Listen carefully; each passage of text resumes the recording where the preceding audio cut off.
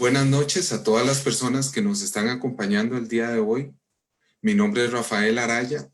En nombre de la Asociación Costarricense de Arquitectura e Ingeniería Hospitalaria, les agradecemos su presencia y les saludamos esta noche. En ACOAI somos una organización que cree en el desarrollo profesional de las personas encargadas de arquitectura e ingeniería hospitalaria. Y es por ello que nos preocupamos en realizar este tipo de actividades a las cuales ustedes siempre se encuentran cordialmente invitados. Esta noche quisiéramos saludar a todas las personas que nos acompañan desde Costa Rica, México, Bolivia, Brasil, Perú, Argentina, Ecuador, El Salvador y Estados Unidos. El día de hoy tenemos el gusto de presentarles la conferencia Calidad de Aire Interior. Conozca el concepto de edificios saludables, a cargo de los expertos de la empresa Grupo Clima, señora Cris Elizondo, directora comercial, y el señor Walem Hernández, ingeniero mecánico. La ingeniera Elizondo es una ingeniera industrial con más de 18 años de experiencia en la industria del aire acondicionado y ventilación. El ingeniero Walem Hernández es un ingeniero mecánico con más de 20 años de experiencia en venta e instalación de sistemas de aire acondicionado y ventilación. A partir de este momento, le cedo la palabra a la ingeniera Elizondo para que inicie con su presentación. Buenas noches, muchas gracias por acompañarnos.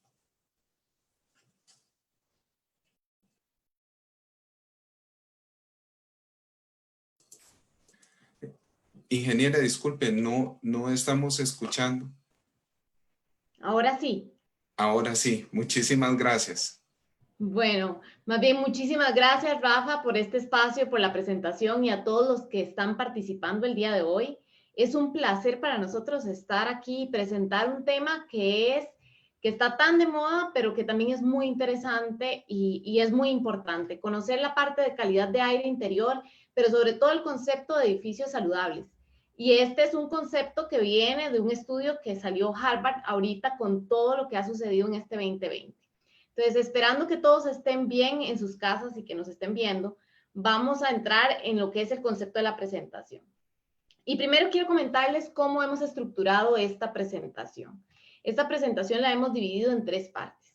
Primero, queremos hablarles un poquito sobre las tendencias del mercado, cómo está evolucionando el mundo, porque de ahí es de donde viene este estudio que se ha vuelto muy importante y que es relevante para todos conocer, en especial todo lo que tiene que ver con la parte de edificios. La segunda parte es propiamente lo que dicta el estudio. Y finalmente vamos a tratar de trabajar con ciertas prácticas, cómo llevarlo a la realidad, cómo podemos ofrecer una solución a nuestros clientes, que esta va a ser la tercera parte de la presentación. Entonces, primero vamos a comentar la parte de los cambios globales, de dónde sale este estudio. Entonces, primero se determina dentro de esta parte del estudio que a nivel global hay 10 megacambios globales. Vamos a enfocarnos en los primeros 4 porque son los más importantes, pero vamos a dar una pincelada de los 10 para poder entender cómo viene el estudio. Entonces, tal vez el primer cambio global son los cambios en la población. Actualmente, antes de la pandemia, porque esto es muy importante, este estudio sale en abril del 2020. Ahí es donde Harvard saca esta publicación muy relacionada con todo lo que estábamos viviendo a nivel global. Y en ese momento, la población global pasaba a los 7.5 billones de personas. Pero lo más interesante era cómo estaba creciendo esa población y las estimaciones que se tenían para los próximos años. La población se estimaba que fuera a crecer 2 billones más, o sea que pudiéramos llegar a 9.5, 9.7 billones de personas para el 2050 y que la población llegara a tener un pico máximo de 11 billones de personas para el 2100. Eso es un cambio muy importante porque la cantidad de población que había en el planeta era muy alta y eso se juntaba con la esperanza de vida.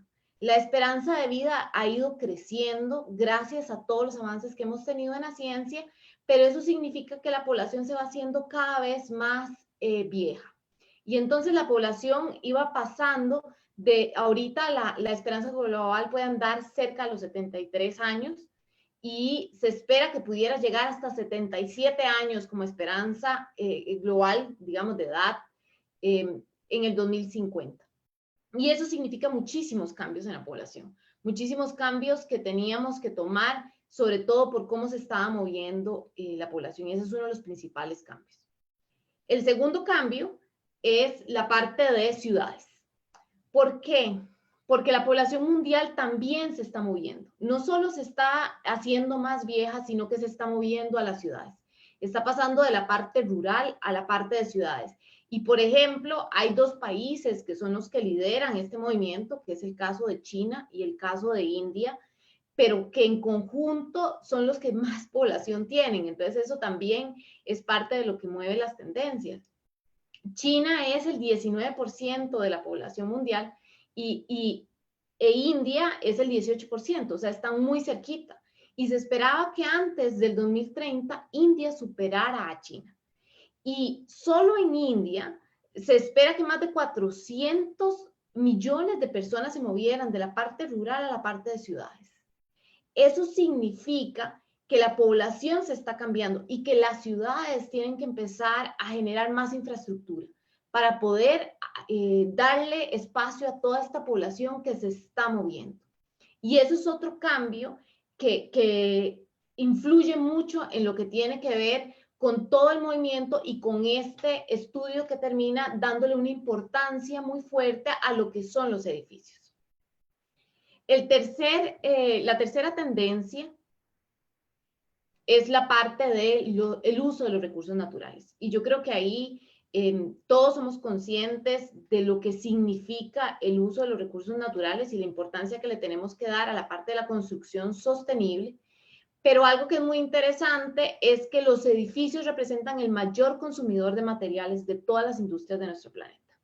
Entonces, vuelve una importancia muy fuerte a entender la parte de los edificios saludables. Vean que todas estas tendencias radican en el hecho de que la teoría de tener edificios saludables no tiene que ver solo con lo que estamos viviendo actualmente en este 2020. No tiene que ver solo con el tema de pandemia. Tiene que ver adicional al tema de pandemia y de salud de otras tendencias a nivel mundial. Y eso hace que el concepto y el estudio cobre más relevancia. La cuarta tendencia que hace fundamento del estudio es la parte de los cambios en el clima. Yo creo que todos somos conscientes de los cambios climáticos que estamos teniendo. Esta diversidad lo estamos viviendo. Durante estos últimos meses hemos vivido la parte de huracanes, cómo nos ha afectado, sobre todo en la región de Centroamérica, que es donde estamos nosotros actualmente.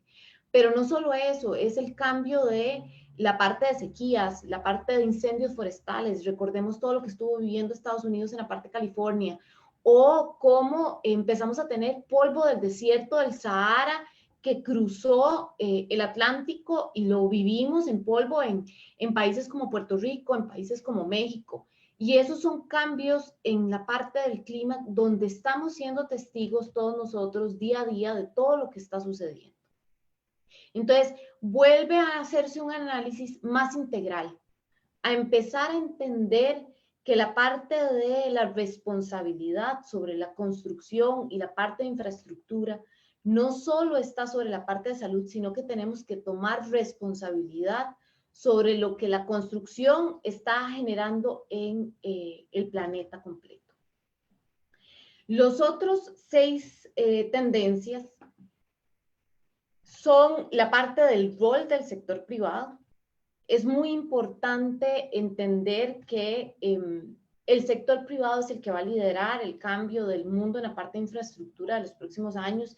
Y eso no lo dice, o sea, esto como les digo, es un estudio que se generó de un conjunto, no solo de un sector profesional, sino que se recopiló de la parte médica, de la parte de facilidades, de la parte de ingeniería, y se empezaron a recopilar diferentes estudios y empezar a consolidar y hacer síntesis de lo que podía venirse en un futuro y cómo tomar decisiones más integrales.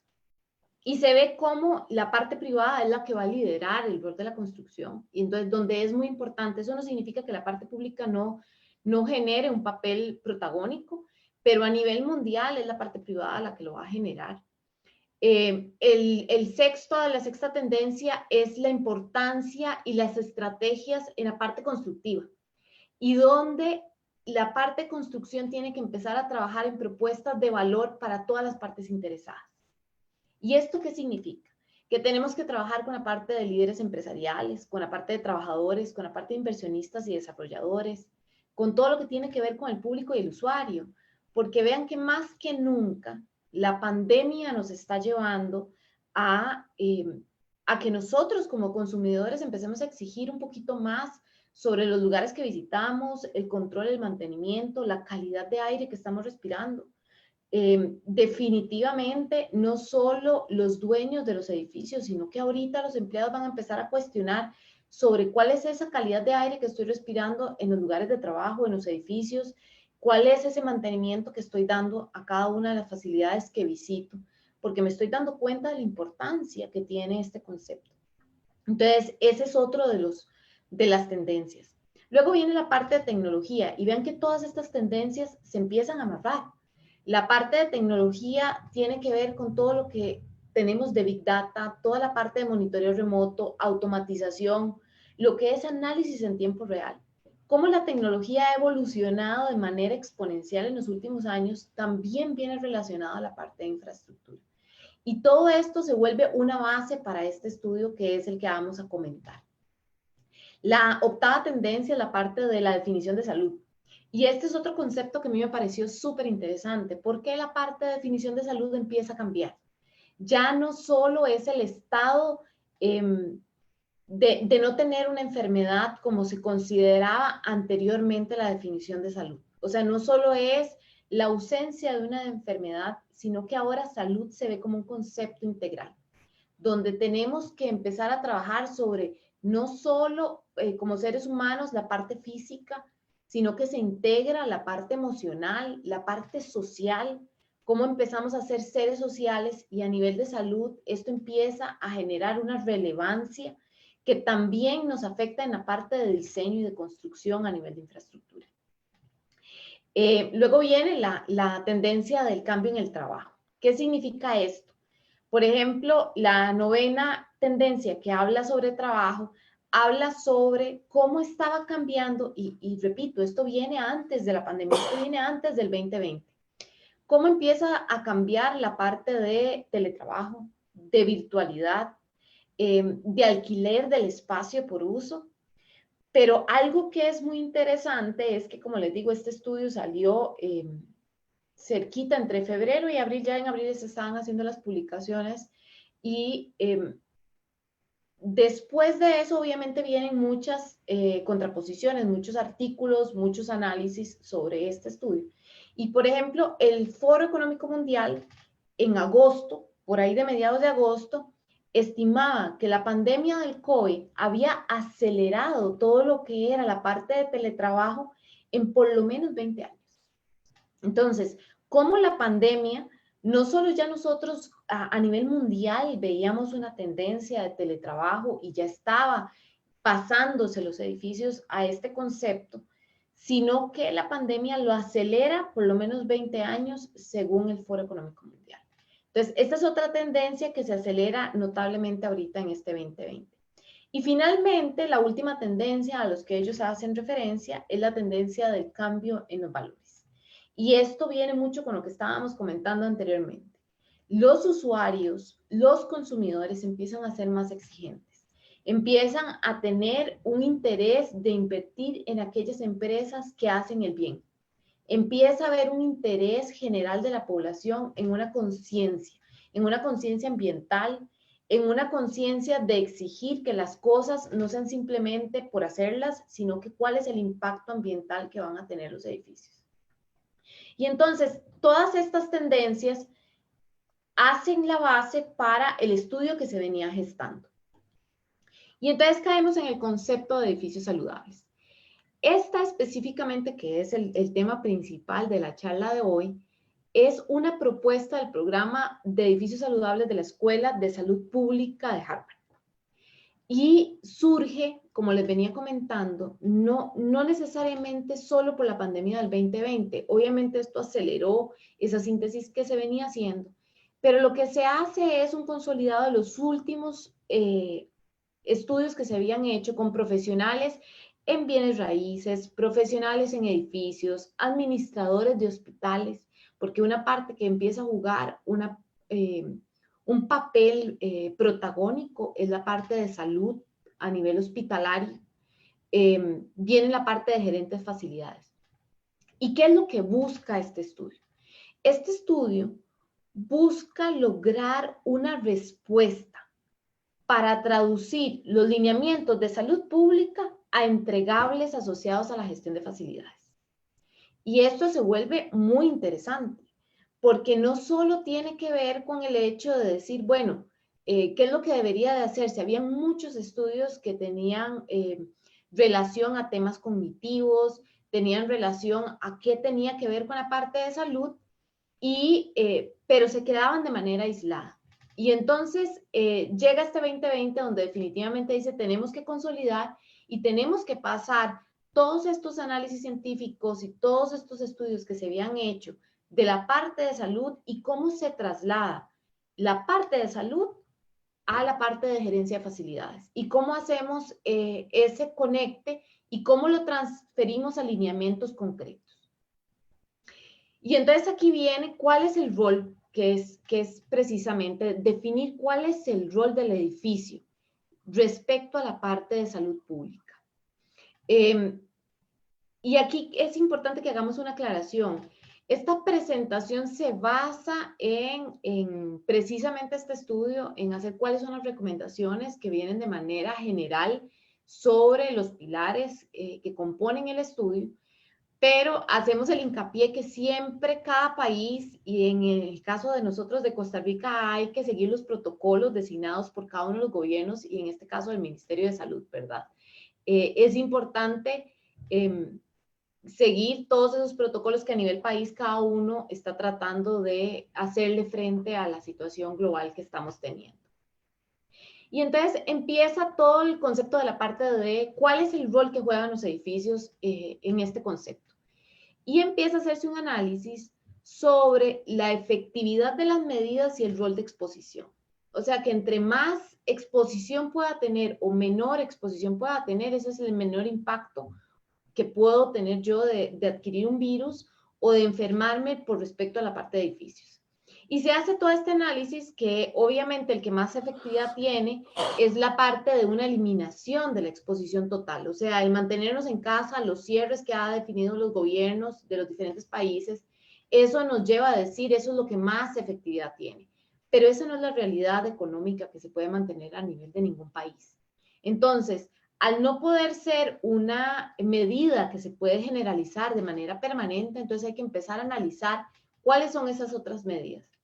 Y si ustedes ven en este gráfico que les estamos mostrando, la parte de la optimización de las facilidades juega un rol totalmente equilibrado en el centro de la pirámide. Y entonces ahí es donde la parte de entender el concepto de cómo proteger los edificios, la parte de ventilación o la parte de filtración se vuelve crítica. El otro día leía un artículo que decía que los gerentes de facilidades tenían más efecto en nuestra salud que a veces nuestro propio médico, porque nosotros no íbamos al médico o no optábamos por ir al médico hasta que ya estábamos muy enfermos, pero a nivel de prevención es el gerente de facilidades el que muchas veces es el que interactúa con el entorno en el que estamos todos los días, y entonces ahí es donde se vuelve crítico el poder optar por esas medidas de salud. ¿Cómo caemos precisamente a lo que es el estudio? El estudio que tal vez lo que tiene son 9 pilares, define precisamente cómo deberíamos de abarcar la parte de un edificio saludable y qué es lo que conlleva la parte de un edificio saludable. Y entonces ahí están representados los 9 pilares que menciona el estudio, vamos a ir abordándolos uno a uno. Pero entra un concepto muy integral, si ustedes lo ven, tiene la parte de iluminación, tiene la parte de ruido, tiene agua, tiene la parte de seguridad y ahí se abarca mucho la parte de prevención y supresión de incendio, por ejemplo. tiene todo lo que es el manejo de polvo y de plagas. Hay un apartado específico sobre la parte de humedad, que es uno de los principales conceptos que le hacen fuerza al estudio. Viene la parte de temperatura, y algo muy interesante es que la parte de temperatura empiezan a ampliar el concepto, que no sea solo confort a nivel de temperatura, porque ya integran en este estudio todo lo que tiene que ver, por ejemplo, con altas temperaturas, o sea, todo lo que tiene que ver en ciertos países donde hay olas de calor. Entonces empieza a integrar conceptos que no sean temperaturas solo por confort, sino que se empieza a integrar todo lo que tiene que ver con olas de calor en ciertos lugares. Y por supuesto tiene la parte de ventilación y tiene la parte de calidad de aire. Temperatura, humedad, ventilación y calidad de aire son los conceptos donde más énfasis se les da en el estudio, y es a los que precisamente vamos a darle muchísimo más énfasis en la presentación. Entonces, a partir de aquí los voy a dejar con el ingeniero Hernández para que pueda ir profundizando en cada uno de los pilares. Muchas gracias a todos por estar escuchándonos y un gusto compartir este rato con ustedes. Espero poder aportarles un poquito de este estudio y que resume, digamos. Como bien lo mencionaba Nera Elizondo, y una de las partes más importantes cuando hablamos de calidad de aire o de edificios saludables es la ventilación, por lo cual vamos a empezar por ahí. Considerando que, digamos, el 90% de nuestro tiempo lo pasamos en espacios cerrados o confinados o edificios como tal, ahí es donde viene, por ejemplo, ASTRAE, que bueno, la Sociedad Americana de Refrigeración, de Ingenieros en Refrigeración y Aire Acondicionado, reconoce a inicios de la pandemia o hace una declaración, bueno, que la transmisión, por ejemplo, del virus SARS, el CoV-2 o coronavirus como lo conocemos, es lo suficiente, es transmitido por medio del aire, o sea, por medio de transmisión aérea. Por lo cual, también indica y hace unas salvedades de que los sistemas de ventilación y filtración a través de los sistemas de aire acondicionado como tal pueden ser utilizados para reducir esa transmisión del virus. Por lo cual es que aquí es de suma importancia que los mismos sistemas de aire acondicionado no solamente los veamos como esa unidad o ese sistema que nos da confort, que nos da esa satisfacción de adecuado. Ahora más adelante vamos a ver un poco lo que es, cómo definimos el confort por sí a nivel de climatización, por lo cual se vuelve interesante esta declaración. Por eso, o sea, si utilizamos los medios adecuados o utilizamos los sistemas de aire acondicionado o ventilación de una manera adecuada, nos va a ser una herramienta muy útil para que podamos atacar o disminuir o reducir los riesgos donde podemos estar expuestos o podemos estar nosotros como organización exponiendo a nuestros colaboradores, a nuestros compañeros de trabajo, por lo cual debemos de estar verificando y utilizándolos adecuadamente. Entonces, si vemos a nivel de ventilación, todos los sistemas de aire acondicionado como recomendación que la misma RAE emitió hace unos cuantos meses, la primera y la más fuerte de todo es renovemos ese aire. O sea, no consideremos que los sistemas de aire acondicionado van a recircular el aire interno constantemente. Debemos de estar renovando, de estar ingresando aire fresco del exterior constantemente, y así podemos diluir los contaminantes. Como sabemos, en este caso el virus, muchos de los virus, se concentran, se trasladan a nivel aéreo. Entonces se vuelven contaminantes, uno, porque llegan en contacto a las personas o llega a un contacto a una superficie, y esta, después de llegar a contacto a la superficie, es trasladada por un ser humano hacia su boca o sus ojos, y ahí es donde nos pueden afectar. Entonces, el primer aspecto es eso, renovemos, tenemos que tener tasas de renovación de aire exterior adecuada para que la calidad de aire que estamos teniendo dentro de nuestro espacio donde estamos habitándolo sea la adecuada. Y así también esto nos va a influir en el control de temperatura y la humedad que podemos tener. Adicionalmente, mencionamos un aspecto súper importante que es el manejo de presiones de aire. Entonces ahora más adelante lo vamos a comentar a más profundidad, pero sí, efectivamente, cuando tenemos áreas controladas como áreas hospitalarias de cuidado crítico o de estado crítico, sí debemos de considerar específicamente el manejo de presiones para que no se generen contaminantes o no lleguen contaminantes de un espacio al otro y poder así generar un sistema de cascada de presiones donde podamos garantizar que no se den esas contaminaciones cruzadas a nivel hospitalario. Por ahí en los años 80, 84, la Organización Mundial de la Salud hablaba del famoso edificio, del síndrome del edificio enfermo. ¿Qué es el famoso síndrome del edificio enfermo? Es esa sensación, es esa situación que se da que llegaba una persona enferma y a los 3 días toda la organización tenía el mismo virus. Eso se da por dos efectos. Primero, no tiene la adecuada renovación de aire dentro de los sistemas de aire acondicionado. Entonces, ahí es donde se decía que el aire acondicionado era el provocador del síndrome del edificio enfermo. Como lo vimos anteriormente, por lo menos la RAE menciona que sí, que efectivamente los sistemas de climatización nos pueden ayudar a controlar o a dar calidad de aire. Sí lo consideramos, o sea, sí lo manejamos adecuadamente.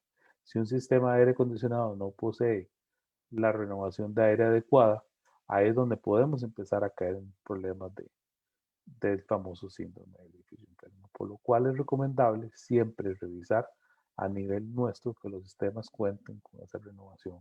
También se menciona ahí que el flujo de aire debe ser constante. Normalmente hay una tendencia a apagar los sistemas de aire acondicionado, por ejemplo, los fines de semana para generar algún tipo de ahorro de energía.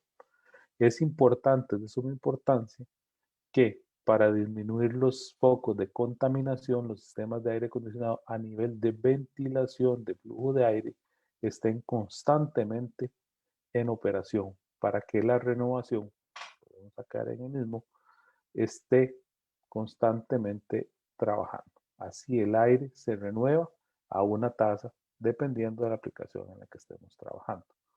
Entonces sí es de suma importancia considerar que los sistemas de aire acondicionado deben de estar constantemente ventilados, constantemente funcionando su abanico para que esté dándose la recirculación de aire adecuada. A partir de ahí es donde uno dice, ¿cómo hago para generar un poquito de ahorro, no tener tanto gasto de energía? Sí, entonces ahí es donde empezamos a trabajar con las temperaturas de operación de los sistemas. Si nosotros analizamos, por ejemplo, el consumo de energía de un sistema en general, podemos saber que el enfriamiento va a ser el 80 a 75% del consumo del sistema en general, por lo cual tenemos mayores beneficios a nivel de calidad de aire si mantenemos siempre eso. Fin de semana donde las operaciones donde la operación del lugar o de las oficinas no es el 100% de la utilidad, lo que hacemos es simplemente apagamos el proceso de enfriamiento como tal o simplemente podemos aumentar un poco la temperatura para no afectar el control de humedad relativa, que también más adelante lo vamos a confirmar. Entonces sí es muy importante dentro de este ataque al famoso síndrome del edificio enfermo y buscando calidad de interior, es evaluar esos sistemas, esas situaciones. Entonces, como recomendaciones a nivel de ventilación, sabemos que un correcto diseño, una correcta operación y mantenimiento podemos reducir la propagación de virus. Eso a través de la correcta operación y mantenimiento de los sistemas, porque podemos tener el sistema adecuado, pero si a través del tiempo no estamos limpiando constantemente los serpentines o las unidades internamente, pueden generarse cierta contaminación que nos ayude a aumentar o la propagación o aumentar los niveles de contaminación que podemos tener en el aire. Las referencias son mismas de las dos normas, la 61.1, la 62.1 a nivel de edificios comerciales e industriales o la 62.2 a nivel de edificios residenciales o a nivel residencial como tal, nos da la normativa y nos dan los caudales de aire, de renovación de aire, de renovación que debemos de tener dentro de nuestros espacios. Para cada espacio hay una aplicación y hay una normativa, un caudal de aire adecuado que debemos de estar renovando constantemente, y adicionalmente vamos a nombrar la norma 170, que es la que nos habla específicamente sobre control o calidad de aire, condiciones de aire para lo que es todo el grado a nivel hospitalario. Entonces, a partir de ahí, para prevenir la propagación de los virus, podemos aumentar la tasa de ventilación o renovación de aire en este estado, pero para esto, con esto, perdón, lo que buscamos es aumentar ese efecto de dilución, o sea, que tengo más renovación, tengo aire más nuevo, menos contaminado, y estoy diluyendo el contenido de partículas o contaminantes que pueden estar dentro de los espacios. Para lo cual, perdón, a lo cual esto nos puede generar unos efectos que sí debemos de tener cuidado: mayor tasa de ventilación, o sea, de renovación de aire. Como tal, vamos a tener mayor consumo de energía, puesto que el diferencial de temperatura que tenemos que enfriar se va a aumentar, ya que el aire exterior muy probablemente, dependiendo la zona o el momento donde estemos, va a estar a mayor temperatura que el aire interno al cual tenemos. Esto nos provoca un aumento en el consumo de energía. Entonces, ahí simplemente tenemos que tener un balance entre calidad de aire. Sabemos que en este momento de pandemia podemos sacrificar nuestro consumo de energía, que no sea nuestra prioridad, y posterior, ya cuando la situación se haya normalizado de una manera adecuada, podremos retornarnos a esa renovación adecuada y aún así volver a preocuparnos por el sistema por el tema de eficiencia energética. También se habla de aumento en el sistema de filtración, ya que, como sabemos, son partículas, son tamaños de partículas que a mayor nivel de filtración lo que vamos a tener es mayor probabilidad de que esas partículas queden atrapadas dentro de los sistemas. Entonces, aquí lo que podemos hacer es aumentamos la calidad o el nivel de eficiencia de la filtración, pero sí tenemos que tener mucho cuidado con respecto al aumento en la caída de presión de los sistemas. ¿Por qué? Porque obviamente al tener un enmallado mucho más pequeño, donde busco eh, atrapar partículas más pequeñas, le ocasiono mayor resistencia al aire que pase a través de esos filtros. Entonces, eso me va a generar dos condiciones. Uno, que el equipo requiera mayor cantidad de energía o mayor cantidad de potencia o trabajo para poder resistir esa caída de presión que me genera los filtros de mayor eficiencia. Pero adicionalmente, no cualquier equipo de aire acondicionado puede ponérsele un filtro de alta eficiencia porque ya está limitado. Entonces, si yo le pongo un sistema de aire acondicionado residencial o comercial, un filtro de mayor eficiencia, eso me va a reducir el caudal de aire que estoy suministrando dentro del espacio. Entonces puedo estar ocasionando un efecto de disminución de las tasas de ventilación. Entonces, más bien, en vez de estar afectando, estar buscando mejorar ese nivel de filtración o esos niveles de recambios de aire que hemos estado conversando, más bien estoy yendo en contraproducción de nuestro efecto que queremos buscar. Por lo cual, sí es importante siempre tomar ahí la valoración de si es posible o no es posible. Igual más adelante vamos a hablar de otras estrategias. Si yo no puedo aumentar el nivel de filtración actual, ¿qué otros sistemas podemos utilizar para buscar darle calidad al aire que estamos recirculando? Y por último, tenemos de realizar mantenimientos regulares a los equipos. ¿Para qué? Para evitar tener crecimiento de partículas o bacterias dentro de las unidades, ya que son lugares oscuros y húmedos donde se puede hacer. Y esto primero nos facilita el tema de transferencia de calor, por lo cual vamos a tener un mejor control de la ventilación, de los flujos de aire, y así podemos estar solucionando problemas de temperatura y humedad que nos va a funcionar de una u otra manera. Cuando hablamos de particulados, conversé hace un ratito, ¿verdad? Me gusta apoyarme en esta filmina que me encontré por acá.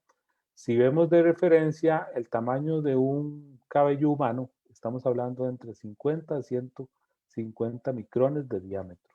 Está al lado izquierdo. Y si tomamos un grano de arena de playa, estamos hablando de 90 micrones. Todavía estos son visibles al ojo humano. Pero si nos vamos un poquito más hacia la izquierda, vemos que una célula roja, de sangre tiene un tamaño de entre 7 a 8 micrones. A partir de ahí, o sea, de los 15 micrones hacia abajo, ya dejan de ser las partículas visibles al ojo humano. Entonces, si nos vamos todavía más hacia la izquierda, vemos que un coronavirus, una partícula de coronavirus, tiene una dimensión de entre 0.1 a 0.5 micrones de tamaño. Si vemos de ahí, nuestra referencia en sistemas de filtrado siempre va a ser partículas PM2.5.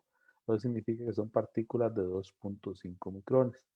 Entonces, cualquier sistema de filtración que nosotros vayamos a utilizar no va a filtrar partículas de menor tamaño que esas de 2.5. ¿Qué ventaja tenemos con estos coronavirus que tenemos? Que él no se transporta, que él no se aerotransporta solo. Él tiene que ir adosado a alguna partícula para poder transportarse por la vía aérea.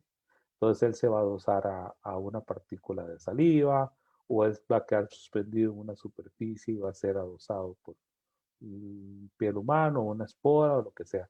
Entonces eso, ahí es donde tenemos el favor o la parte que nos favorece de que cuando aumentamos niveles de filtrado, la partícula por sí sola siempre va a ir adherida a algo. Entonces ahí es donde nos hablan, por ejemplo, la importancia del uso de las mascarillas. ¿Por qué? Porque cuando nosotros estornudamos o conversamos, dispersamos partículas con saliva. En esas partículas es donde vienen las partículas de coronavirus adheridas, y esas son las que los sistemas de filtración que mencionamos anteriormente pueden tener la capacidad de tomar o adherir y filtrar los contaminantes que tenemos en el ambiente. Entramos en el otro aspecto, que es la calidad de aire. Cuando nos referimos a calidad de aire, lo que decimos es cuántos contaminantes en el ambiente tenemos o no tenemos, ¿verdad? Y lo que buscamos es que este porcentaje de contaminantes en el ambiente sea lo menor posible. Entonces aquí empezamos a sumar, hablamos de ventilación. Mi ventilación es mi medio por el cual yo estoy recirculando y moviendo aire constantemente. Lo renuevo a una tasa relativa de acuerdo a lo que la norma nos indique, o podemos aumentar un poquito si no tenemos mayores problemas esas tasas de ventilación o renovación de aire para diluir la cantidad de posibles contaminantes que pueda tener en el espacio. Entonces, cuando yo voy reduciendo esas tasas de contaminantes en mis espacios, ya sea por medio de filtraciones que vimos anteriormente, por medio de ionización, por ejemplo, vamos a ir reduciendo la cantidad de contaminantes y así vamos dando calidad al aire. Por lo cual, los ocupantes de los espacios empiezan a tener beneficios dentro de las condiciones. ¿Por qué? Porque los aires pesados, esos, no sé si a ustedes les ha pasado cuando estamos en un ambiente muy cerrado, a través del tiempo, empiezas a sentir uno como el aire pesado, como el aire cansado. Eso es por la cantidad de contaminantes y misma generación de CO2 que se empieza a dar en el ambiente, lo cual nos empieza a contaminar internamente. Por lo cual, con esto lo que buscamos es reducir los problemas de salud que podamos tener dentro de los ocupantes de los edificios. Por lo cual, como les mencioné anteriormente, en el estudio se menciona de que el 90% de nuestro tiempo lo pasamos en interiores. Entonces, si nosotros hacemos una mejora de nuestra calidad de aire de estos espacios cerrados, vemos efectos muy positivos dentro de la salud de las personas. Por ejemplo, se dice que hay un 131% más nivel o más respuesta hacia situaciones de crisis. O sea, nosotros nos reaccionamos más rápidamente en un efecto de crisis hacia una respuesta positiva de cualquier situación que nos vaya a dar. Un casi 300% en el manejo de información, cómo manipulamos, cómo manejamos esa información, cómo la detectamos. Eso se debe a que al haber mejor calidad de aire, menos contaminantes dentro del espacio de lo que respiramos, se oxigena mejor el cuerpo y va trabajando un 288% en el manejo de estrategias, en el desarrollo de estrategias. Eso a nivel cognitivo. A nivel de salud personal se mejora un 30% los síntomas, se reducen un 30% los síntomas de gripe, de enfermedades, la distribución o sea, se reduce un 30% esa probabilidad de que se reproduzcan las enfermedades fácilmente entre los espacios. Nuestra mejora, la calidad del sueño se aumenta en un 6.4. ¿Quién no quiere tener ese famoso sueño más aumentado? Sería todo el mundo feliz, ¿verdad? Y se dice que a nivel potencial, a nivel de mejora de sociedad, de salud de la sociedad, se pueden ahorrar hasta 7.5 billones de dólares en el uso de energías, 5.8 billones en gastos de energía, en gastos de salud. O sea, son muchos los beneficios a partir de los cuales nosotros, al mejorar nuestra calidad de aire dentro del espacio, vamos a requerir tener esas mejores condiciones y son muchas las mejoras que podemos tener. Por lo cual, como recomendaciones, como lo hemos estado conversando, tenemos, bueno, considerar, aumentemos los sistemas de filtración. O sea, mejoremos esa capacidad de filtración que tienen nuestros sistemas para que la partícula, la cantidad de partículas de pequeña dimensión puedan ser mayormente atrapados en el sistema. Sí, teniendo mucho cuidado, como les comentaba, en el manejo de la presión estática, ya que si ponemos un filtro de mucho mayor capacidad que pueda manejar nuestra unidad de aire acondicionado, podríamos ver afectada la tasa de ventilación que queremos ver. Podemos utilizar, por ejemplo, el uso de ionizadores de tecnología de punta de aguja bipolar, que estos efectos lo que nos hacen es aumentar la cantidad de iones que tenemos en el espacio y así adherirse a particulados para que puedan ser filtrados mucho más fácil. Aumentamos el diámetro de las partículas para que pueda ser más fácil manipulado o atrapado dentro de los filtros, o si fuera el caso de seres vivos como son las bacterias o son los virus, puedan ser destruidas su estructura molecular y a partir de ahí reducir la contaminación por medio de agentes dañinos como tal. Estar verificando los resultados de pruebas y análisis constantemente de los contaminantes que hay en el espacio, estar utilizando metodologías para estar midiendo este tamaño de partículas. Existe equipamiento simple, sencillo, que podemos estar utilizando para ver cuál nivel de contaminación o cuál nivel de partículas PM2.5, PM10 vamos a tener dentro del espacio.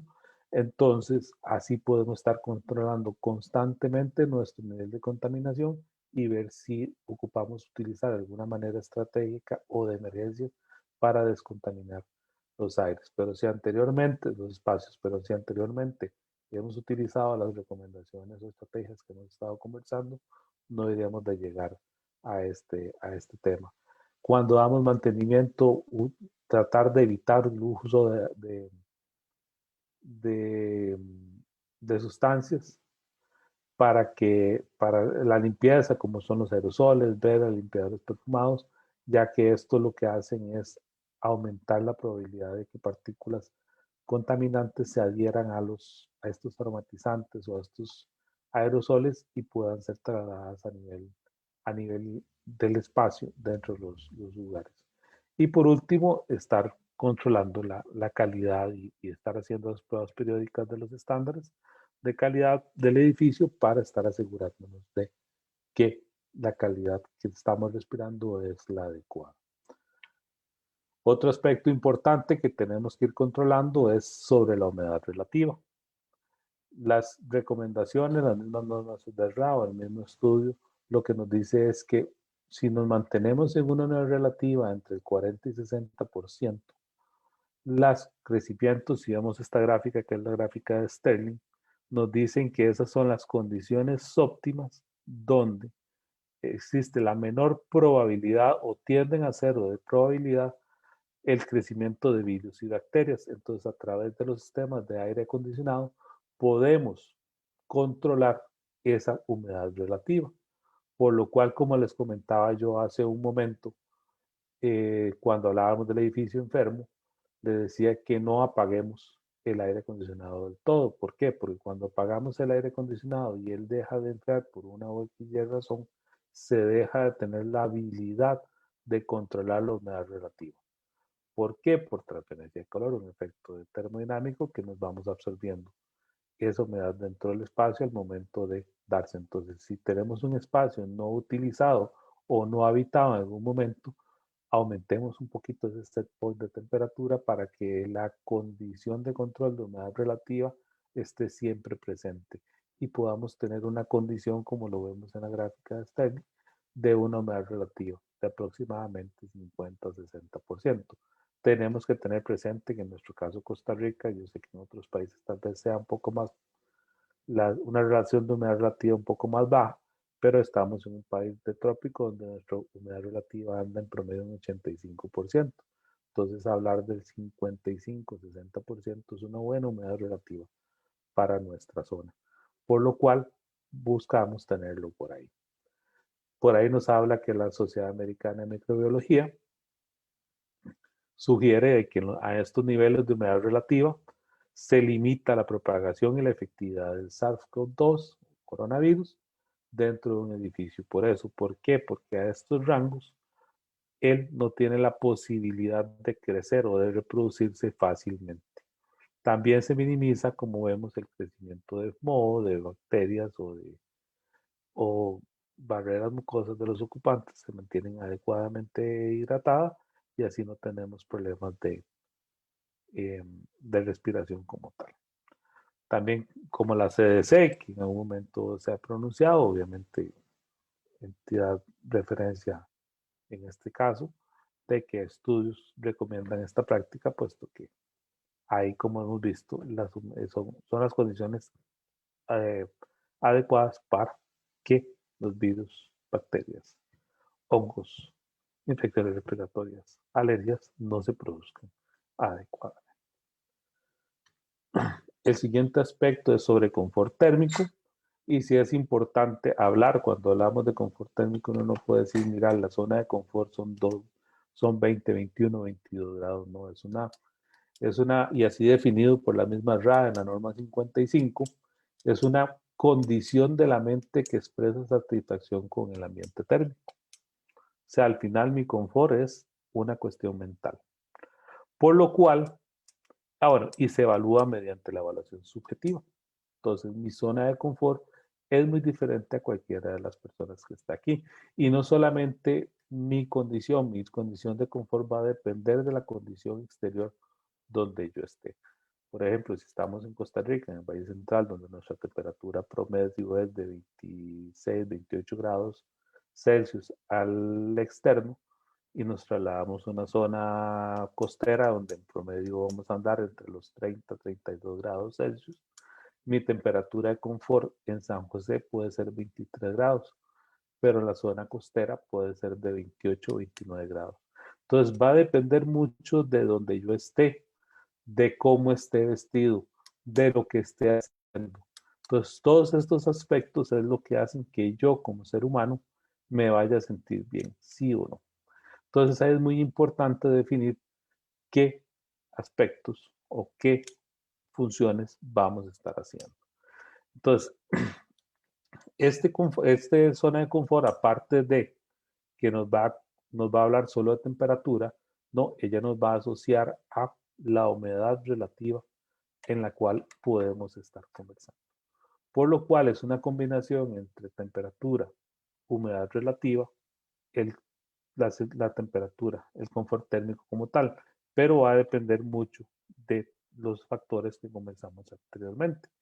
¿Qué es la ropa que estoy usando? ¿Qué es lo que estoy haciendo? Por lo cual es importante considerar entre esos aspectos. Por ejemplo, si hablamos, toma el caso de un quirófano como tal. Un quirófano es una condición donde un doctor está con mucha vestimenta, tiene un grosor de ropa muy pesado, está bajo una tensión en el proceso de operación con mucha iluminación sobre él, entonces su zona de confort en ese momento puede ser 21 o 22 grados, pero sí es muy importante para que él no sienta esa sensación de estar sudando constantemente, estar controlándole muy adecuadamente, muy justa la humedad relativa para que no se sienta ese bochorno que él puede estar sintiendo, porque al final de cuentas, entre tanta vestimenta, el bochorno es en el momento cuando él empieza a sudar y eso es un efecto no de la temperatura, sino más bien de la humedad relativa que podemos tener. Por lo cual, a nivel de confort térmico, nuestras recomendaciones o las recomendaciones del estudio se basan en que mantengamos una temperatura y una humedad relativa dentro de los rangos óptimos, como les estaba dando, esa comodidad. El RAE 170, por ejemplo, a nivel hospitalario, define muy claro cuáles son las condiciones para cada uno de los espacios. Pero también podemos hablar que a nivel residencial, a nivel de comercio, de industria o de oficinas, esa zona de confort va a ser un poco diferente y va a ser muy diferente de acuerdo a los ocupantes que vayamos a tener. No es lo mismo que estemos acondicionando, por ejemplo, una zona de hospitalización de un hospital geriátrico, donde el adulto mayor va a tener una sensación térmica un poco más alta, ya hablarle a él tal vez de 25 grados en una noche, es molesto o van a pasar una mala noche por exceso de frío a una zona de hospitalización de un niño que tal vez en la mañana o de un adolescente, pensando en un hospital de niños, algo por el estilo, donde su zona de confort 25 grados más bien puede ser molesto, va a ocupar unos 22, 23 grados para sentirse adecuadamente.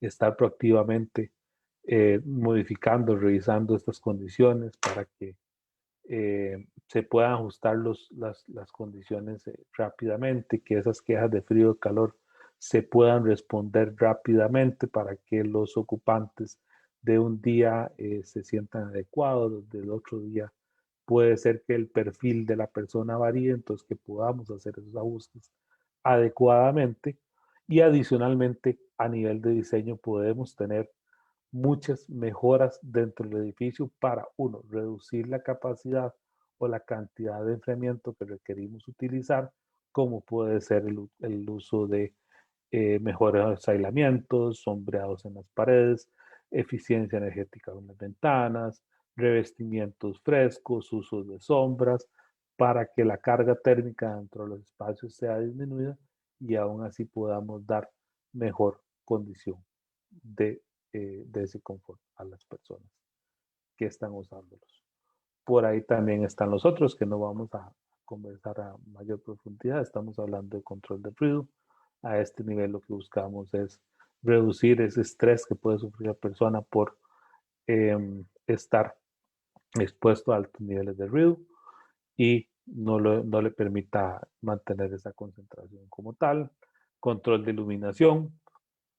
Se habla de esto ya que espacios oscuros, confinados, tienden a sentirse espacios pesados, entre mayor iluminación haya mayor sensación eh, de bienestar existe y más si esa iluminación es natural. Entonces se recomienda, por ejemplo, tener siempre vista al exterior, donde se pueda ver esa sensación de bienestar. A nivel de seguridad humana, Se menciona, bueno, que los sistemas contra incendios, los monitoreos de monóxido de carbono, sean los adecuados para que se brinden los niveles adecuados ante una emergencia y puedan así gestionarse adecuadamente en caso de que ocurriera. Por último, el control de polvo y plagas. Estos, en este caso, lo que ocupamos es mantener sistemas que a nivel de filtración podremos tener polvos, pero ya a nivel de exteriores se deben utilizar sistemas de filtraciones de alta eficiencia para reducir el ingreso de polvos que nos puede ocasionar. Por ahí Ingeniero Elizondo conversaba ahora sobre, por ejemplo, el polvo de Sahara que nos atravesó ahora a mediados de año. Por lo menos en caso personal me pareció un nivel de alergias bastante grandes porque son contaminantes que el cuerpo no está acostumbrado a utilizarlo. Entonces sí es importante tener los elementos para poder estar controlando constantemente. Y por último, digamos, la calidad de agua, que es el sistema de purificación que usamos. Entonces sí es importante siempre mantener los sistemas de filtración y purificación de agua que se deben de tener para poder garantizar una calidad como tal. De mi parte, como recomendaciones generales, entonces, resumiendo, estamos hablando si queremos hablar de calidad de aire, debemos de incrementar los niveles de ventilación, renovaciones de aire, ver hasta dónde podemos, esto sin afectarnos tanto la capacidad de los sistemas o no. Entonces sí es importante hacer una valoración de esto. La humedad relativa, tratar de mantenerla a través de entre 40 y 60% de humedad relativa. Más a nivel costarricense estaríamos hablando del 55%. Los niveles de filtración adecuados para que los tamaños de partículas puedan ser atrapadas y reducir así la cantidad de contaminantes que están en el espacio, utilizando elementos como las filtraciones, como los ionizadores de punta de aguja, por ahí también hay sistemas de filtración como un optimizer, que es un sistema de presión negativa que utilizamos para renovar o atrapar, tiene un filtro EPA que es del 99.9% de eficiencia y podemos utilizarlo como un recirculador, o sea, un megafiltro, donde podemos estar dándole mayor filtración a los espacios, independientemente del sistema de aire acondicionado que tenemos, o lo podemos utilizar con sistemas de presión negativas para cuartos de helados, por ejemplo. Luego después hablar de los espacios presurizados y la distribución de aire, evaluar esos sistemas para que no hayan contaminantes o contaminaciones cruzadas entre espacios, que las presiones eviten el trasiego de bacterias o contaminantes entre un espacio y otro, y si lo hay, que sea controlado y sepamos cómo llevarlo. Y por último, el monitoreo de la calidad de aire del edificio como tal. Los dejo en manos de Ingeniero Elizondo para que continuemos con la Bueno, muchísimas gracias. Es súper interesante ver cómo la parte de los edificios lleva todos estos aspectos, ¿verdad? Y que cuando empezamos a hablar sobre la parte de edificios saludables no es un concepto separado, sino que tenemos que empezar a trabajar en soluciones integrales. Definitivamente no se trata solo de trabajar en uno de los aspectos. Ahorita Wallen nos estaba precisamente diciendo, nos ha pasado muchísimo con algunos clientes que nos llegan y nos dicen, bueno, cuando vino todo el tema de pandemia, ¿qué filtros le meto al aire acondicionado, por ejemplo, por dar un ejemplo?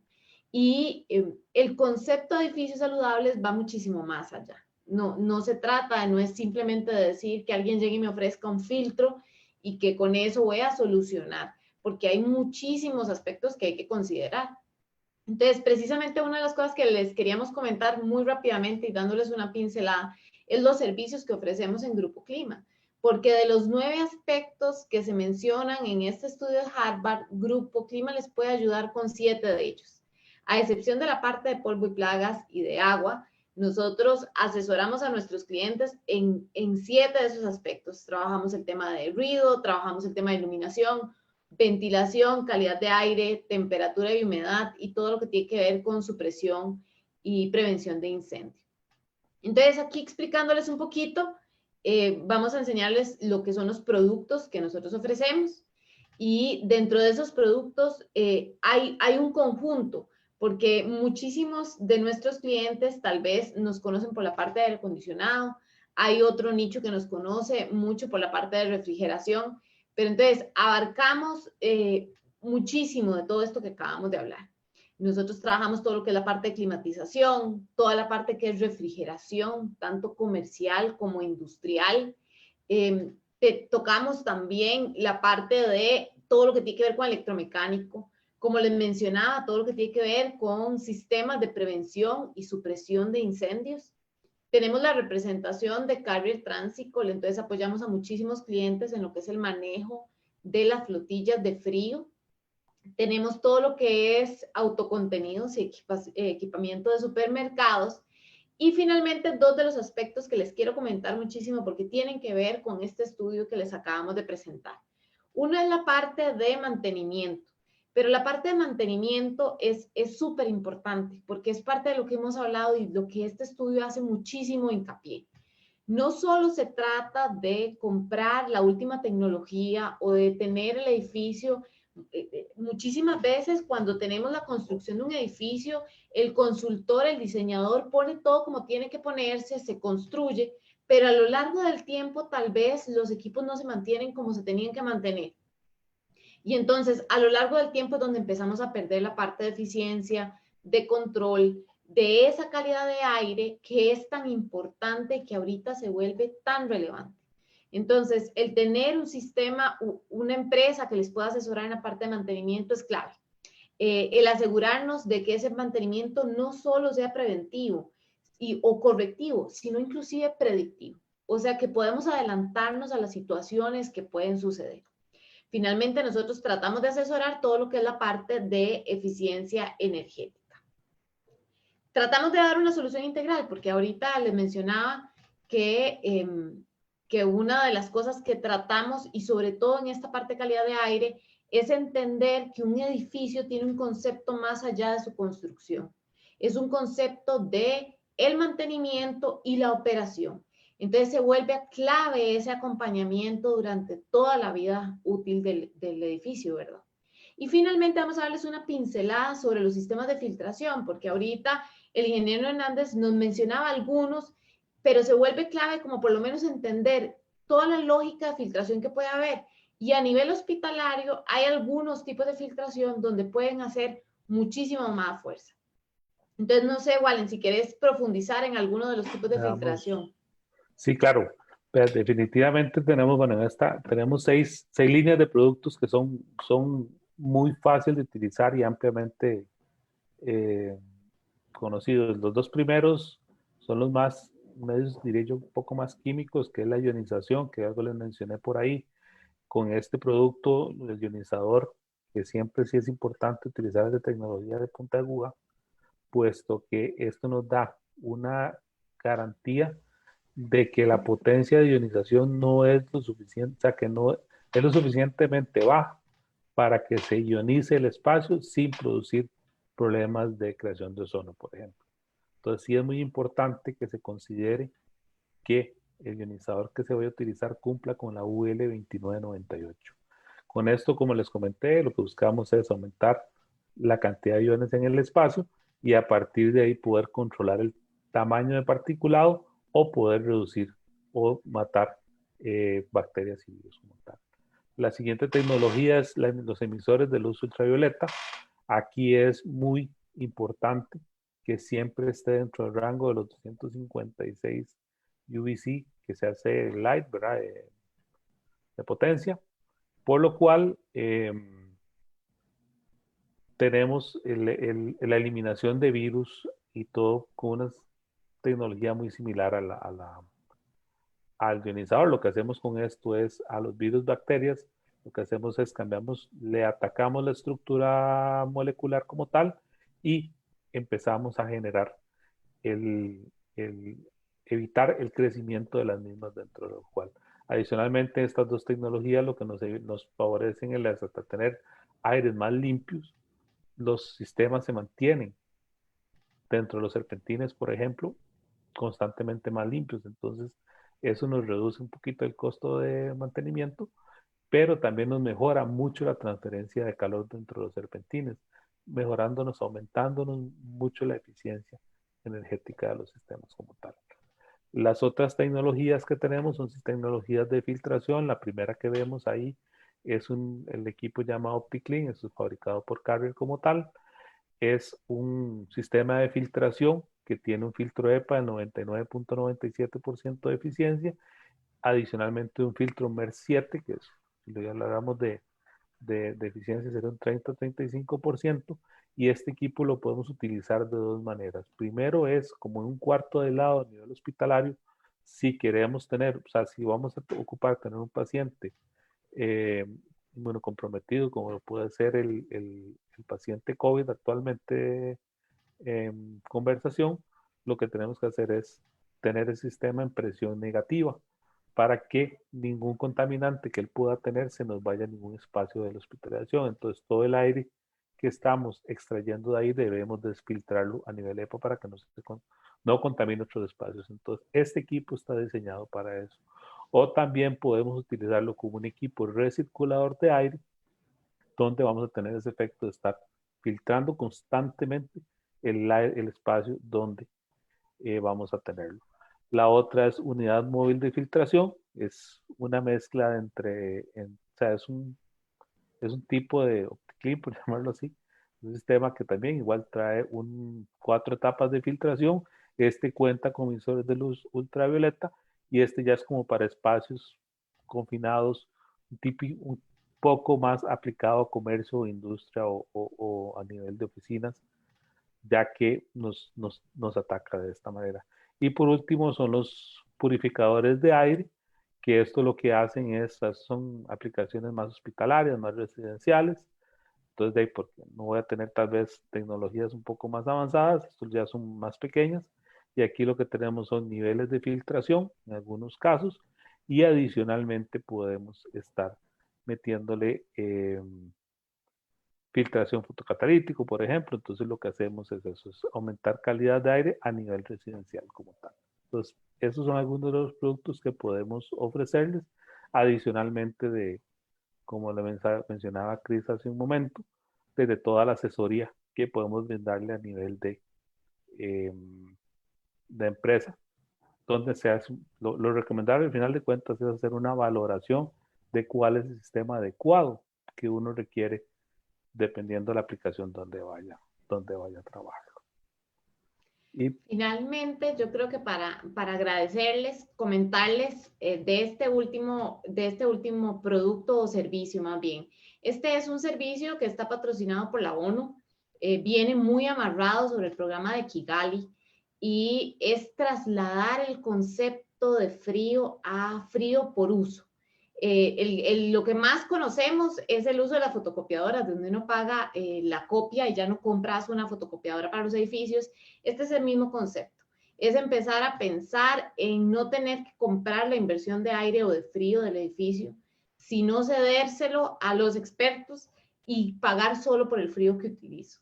Entonces, les dejamos esta espinita porque es muy interesante. Como les digo, está avalado por la ONU, es empezar a pensar en un concepto diferente, más amarrado a la parte de cambio climático, es empezar a pensar en ahorro de energía y sobre todo en lo que es economía circular. Entonces, nada más dejarles esa espinita porque yo creo que es importante y agradecerles a todos por el espacio. Y ahí quedan con el contacto y más bien, Rafa, vos nos decís cómo seguimos. Bueno, muchas gracias, ingeniero Elizondo, ingeniero Hernández. Muy interesante estuvo la charla. Tenemos algunas consultas, entonces podríamos proceder a eso. Antes que nada, sí me gustaría saludar a las personas que se nos unieron de Colombia y Venezuela, que no las había mencionado anteriormente. Como ustedes mencionaron en la charla, pues esto de la pandemia ha generado muchos cambios en la forma en que nosotros trabajamos, en cómo son los edificios, hasta inclusive en cómo nos relacionamos con los demás. Entonces, nos ha puesto a pensar y a ver las cosas de una forma muy diferente. Todas estas cosas no hubieran sucedido si no se hubiera dado la pandemia. Entonces, tal vez eso es una de las cosas que tenemos que reflexionar y cómo podrían cambiar las cosas de este momento hacia adelante. Entonces, sin más preámbulo, podemos iniciar con algunas consultas que nos han llegado por medio de las redes sociales. Tal vez esta primera es relacionada con lo que la ingeniera Elizondo planteó al puro principio de la charla, en cómo podríamos hacer para establecer una estrategia para vender el enfoque que tiene el rol de la adecuada gestión de facilidades. O sea, cómo hace un administrador, un gerente de facilidades para que, por así decirlo, le den tal vez un poco más de participación o una participación mucho más activa de la que tiene en el manejo de sus facilidades, o cómo impacta el manejo de esas facilidades en la salud de las personas que utilizan los edificios. Bueno, primero agradecerles por la consulta y me parece una pregunta súper importante, porque como les mencioné al puro principio, el rol del gerente de facilidades empieza a cambiar y empieza a cambiar a generar muchísimo más importancia. Estos estudios que son públicos e inclusive nosotros podemos hacerles llegar los links para que los puedan analizar. Algo que es muy interesante es que no salen en el 2020, sino que están fundamentados por una serie de análisis que mencionó Wallen en su presentación sobre la parte cognitiva, sobre la parte de ahorro a nivel de sueño, sobre aumentos de productividad, sobre respuestas sobre la crisis, y todo viene fundamentado por indicadores. Entonces, son análisis que tienen todo un fundamento donde se prueba el aumento de la productividad del recurso. Entonces, mi recomendación mucho de lo que pueda entrar sobre la gestión del gerente de facilidades es poder agregar a las propuestas que se van a hacer de la gestión del edificio datos donde se puede asociar cómo el intervenir en las facilidades correctamente del edificio pueden aumentar la productividad o pueden aumentar el desempeño de los empleados. Actualmente, uno de los recursos más importantes, valga la redundancia, es el recurso humano.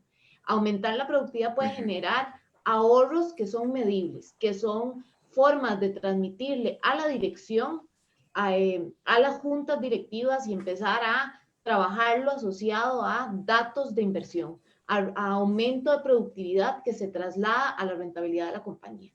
Entonces, los estudios están y hay estudios que inclusive hay uno muy interesante que fue el grafiquito que les pasó, que en la presentación viene, que explicó Wallen, donde Carrier junto con Harvard desarrollan cómo la parte de la calidad de aire, la ventilación y la renovación del aire afectan el desarrollo cognitivo de las personas en situaciones de estrés, o sea, en situaciones de producción. Y ahí es donde me parece que es muy importante el papel que pueden jugar los gerentes de facilidades. Qué interesante que resulta este enfoque, porque se sale de lo que tradicionalmente se espera de un gerente de facilidades, porque es tal vez muy relacionado con mantener un costo bajo de operación y una disponibilidad muy alta, no tanto enfocado en cómo la interacción de las personas con el edificio pueden aumentar la productividad. Al final, la empresa es la que se va a ver directamente beneficiada de un enfoque de esta naturaleza. Totalmente, entonces, está relacionado a niveles de ausentismo, a niveles de rotación, a niveles de felicidad. Ahorita hay muchísimas nuevas teorías sobre cómo la felicidad, como empleados más felices generan mayor productividad en las empresas. Y estos estudios están muy asociados a esa parte integral de los empleados y cómo también la parte por ejemplo, de contrataciones, cómo ahorita empieza a haber un papel más fundamental de las personas buscando trabajar en un lugar donde se vayan a sentir bien.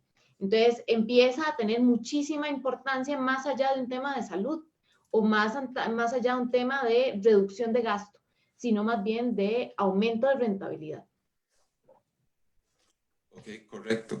Muchísimas gracias, ingeniera. Tenemos todavía más consultas. Tenemos otra que indica cuál es el papel de la filtración UV. Yo supongo que esta consulta va muy relacionada en que si deberíamos de utilizar filtración UV con otro tipo de filtración o si la deberíamos de utilizar únicamente. No, definitivamente son combinaciones, ¿verdad? Porque la filtración como tal, digamos, la OB nos va a atacar los seres vivos, por decirlo así. Lo que es esporas y eso, vamos siempre a requerir una filtración mecánica como tal. Entonces siempre va a ser acompañado de una u otra. Sí es importante considerar que los emisores de luz ultravioleta no es en todos los equipos de aire acondicionado que podemos utilizarlos. Porque, por ejemplo, si hablamos a nivel residencial de una unidad tipo mini split, si le instalamos un emisor de UV, bueno, a menos que el equipo sea resistente a la luz ultravioleta, se nos va a costar, entonces vamos a terminar dañando nuestro equipo. Pero sí, efectivamente, siempre va a ser una mezcla de una u otra estrategia. No hay una, dentro de todas las estrategias que pudimos haber conversado, no siempre va a ser solo una, siempre vamos a requerir de mezclar o de hacer una combinación de una, de dos o hasta tres estrategias como tal para que podamos tener mejor un aumento en la calidad de aire como tal. Perfecto, gracias. Si quiere continuamos porque hay algunas otras preguntas. ¿Existe un cambio en la utilización de unidades que no tienen la cantidad de filtros necesaria? A lo que entiendo de esta pregunta es como, por ejemplo, tener unidades que tienen solo una etapa de filtración y que, por ejemplo, la tengamos en una sala de espera, una situación así. Sí, o sea, sí, lo estoy tratando de entender como si yo quiero aumentar mi cantidad de filtración como etapas. Sí va a haber un cambio, sí, efectivamente, cuando yo aumento la cantidad de nivel de filtración, ya sea por aumento en etapas o por aumento en filtro otro, ¿qué nos va a hacer? Como se los mencioné, cuando yo aumento la eficiencia del filtro, aumento el tamaño, o sea, disminuyo el tamaño por donde pasan las partículas. Entonces, eso me ocasiona una mayor resistencia del aire a atravesarlo como tal. Entonces, eso requiere mayor potencia del motor para poder hacerlo.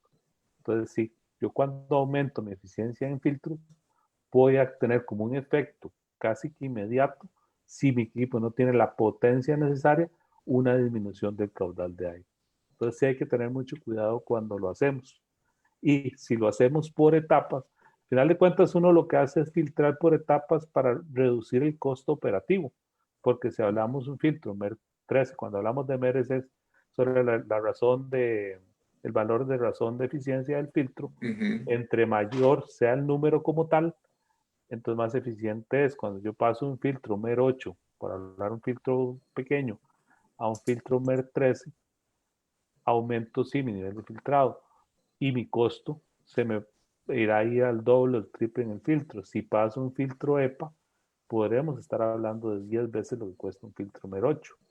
Entonces sí, yo lo que hago es proteger esa inversión cara mía por medio de filtraciones para que mi filtro EPA, mi filtro caro, no esté recibiendo las partículas más grandes, simplemente se dedique a atacarme las partículas pequeñas. Entonces, por eso es que trabajamos con bancos de filtros o niveles de filtración, pero perfectamente, si uno estaría dispuesto a hacer el gasto, podría poner solamente un filtro EPA como tal. Él se va a encargar de hacerlo todo, pero sí toca estar reponiéndolo más rápidamente, entonces eso nos va a aumentar nuestro costo operativo. Entonces, en resumen, sí hay una afectación a nivel de eficiencia o caudal y también es importante meterlo en etapas para que nuestro costo operativo no sea tan duro a lo largo del tiempo como tal. Ok, perfecto. Tenemos otra pregunta. Esta sí sabemos de dónde viene. Es de Brasil. La señora Elsa Costeira consulta, ¿cuáles son las precauciones, las acciones que tenemos que tomar a partir de ahora a causa de la pandemia para aire acondicionado en una habitación de hospital o UCI? Ok, lo primero que recomendó ASRAE es aumentemos, o sea, no aumentemos, es asegurémonos que tenemos renovación de aire, o sea, que nuestro aire está siendo renovado. Podemos aumentarlo. Luego, una recomendación muy importante es, no lo mencionamos aquí, es sobre la recuperación de energía. Si tenemos recuperadores de energía, que son sistemas que nos cruzan aire, nos dice apáguelo inmediatamente. ¿Por qué? Porque podemos tener aires cruzados entre extracción e ingreso y podemos tener contaminación cruzada. Esas son las dos primeras recomendaciones que nos hace. Luego, después de ahí, lo que podemos tener son sistemas de filtración, revisar que los sistemas de filtración para estas unidades de cuidados intensivos sean los adecuados y posteriormente, si son unidades de COVID o atención a pacientes COVID como tal, que estén en presión negativa, manejo de presiones, que es el otro. Entonces, a partir de ahí podríamos utilizar estrategias como uso de por ejemplo, el OptiClean, que es un equipo diseñado para eso como tal. Entonces, esos son los 4 aspectos rápidos que puede considerar uno como recomendaciones que se han hecho para atacar ese tipo de unidades, que son las críticas en este momento. Ok, tenemos un comentario. Aquí nos indica Manuel Martínez Guevara desde México que se instaló un equipo OptiClean en un hospital y que funcionó bastante bien. Entonces, eso es como un caso de éxito de ese tipo de equipos. Nos pregunta otra persona que en una de las filminas se veía un símbolo Green Certified, que si eso se refiere a LEED. Creo que es en el inicio de la presentación de la ingeniera Elizondo. Hay diferencia. El símbolo que estábamos mostrando no necesariamente es LEED. Recordemos que LEED abarca varios aspectos muchísimo más enfocados a eficiencia. Sin embargo, actualmente hay varias certificaciones relacionadas a calidad de aire que están saliendo específicas para ese concepto. En el caso de eficiencia energética, que es el caso de la certificación LEED, se ha propagado muchísimo más antes de lo que tenía que ver con pandemia.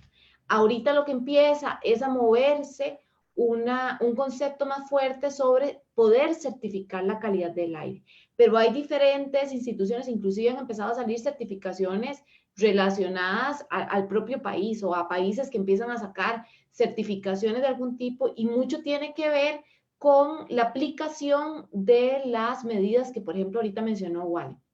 O sea, de empezar a definir los niveles de mantenimiento, la rotación del aire que tienen los lugares, la parte de cuál tipo o cuántos tipos de filtración están en este momento en el aire. Entonces, todos esos conceptos son los que van generando un tipo de certificación que ahorita hay varias, no, son varias, son diferentes, que hay específicas para la parte de calidad de aire. Excelente, muchas gracias. Nos preguntan también por el WhatsApp que si Grupo Clima ha acompañado la construcción o implementación de algún proyecto LEED recientemente.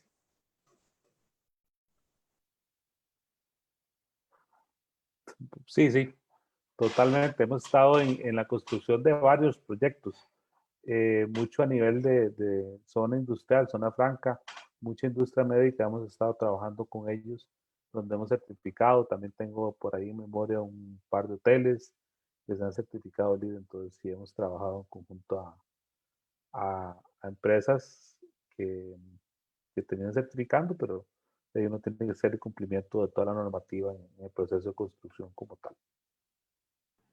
Sí. Ahí tal vez importante que también no solo a nivel de certificación LEED, sino que el Grupo Clima en este momento sí ha acuerpado mucho y apoyado mucho, en el caso de Costa Rica, a la Caja Costarricense del Seguro Social, con todo lo que es el equipamiento COVID que se ha tenido que hacer de emergencia, ¿verdad? Porque mucho de la parte hospitalaria, que ahí más bien Wally puede hablar muchísimo, está muy relacionado a que tuvimos que tomar acciones, una alianza público-privada para entrar rápidamente a poder acondicionar espacios que no estaban pensados para la administración de COVID, ¿verdad? Entonces, un tema es la parte LEED, que como mencionamos es la parte de eficiencia energética, donde hemos tenido muchísima experiencia, pero adicional a eso también hemos apoyado muchísimo en este 2020, inclusive con donaciones para la caja de lo que son OptiCleans. Excelente, muchas gracias. Creo que ya se terminaron las consultas. Entonces, primero que nada, agradecerles a ustedes la conversación y el intercambio de información que tuvimos esta noche. Fue sumamente interesante y provechoso. Y antes de despedirnos, me gustaría anunciar varias cosas. Primero que nada, invitar a todas las personas a que visiten nuestro sitio web acoaicr.com, donde pueden encontrar información muy valiosa como boletines técnicos, hay una biblioteca virtual y las conferencias que se han realizado hasta el momento. Está esta y las que se han realizado anteriormente. Y próximamente vamos a tener información sobre el congreso que tendremos en el mes de septiembre del año 2021. Si alguno desea que se le envíen los boletines o información sobre charlas y cursos, nos pueden contactar al correo info@acoaicr.com o a nuestro WhatsApp Business, que es el 506-2273-0416. También los invitamos cordialmente a que visiten nuestros podcasts en Spotify, Google Podcast y Apple Podcast. De nuevo, muchas gracias a todos por estar presentes en los eventos de ACOAI y nos vemos en una próxima oportunidad. Muchísimas gracias.